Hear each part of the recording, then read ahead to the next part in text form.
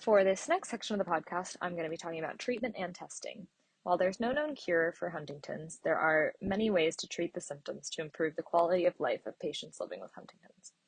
The first set of treatments treat movement impairment that comes along with the progression of the disease. Primarily, there are dopamine receptor blockers and depleting agents, for example, tetrabenazine.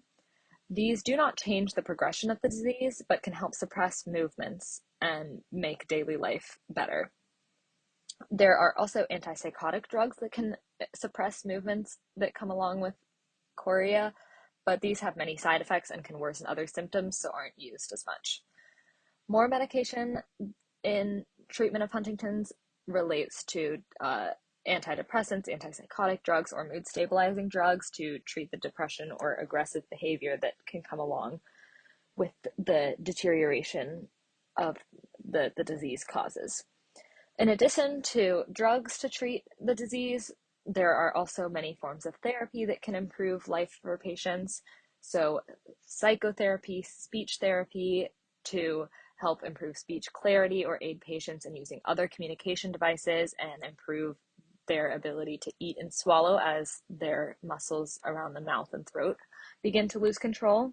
Additionally, there's physical therapy to help patients maintain mobility and reduce injury risk, and finally, occupational therapy to provide families with advice on assistive devices that can help patients with their daily functional needs like bathing, dressing, eating, moving around.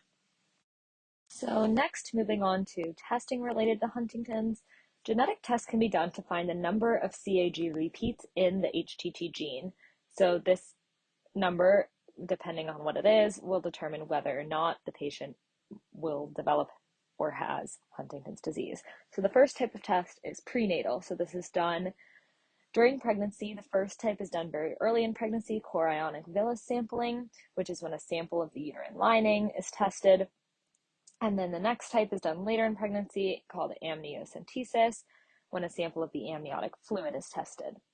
The next type of testing is confirmatory and diagnostic. So this will confirm a diagnosis made by symptoms. So they'll take a blood sample and analyze the DNA from that to confirm a diagnosis that was already made based on symptoms present. So once the disease is already onset.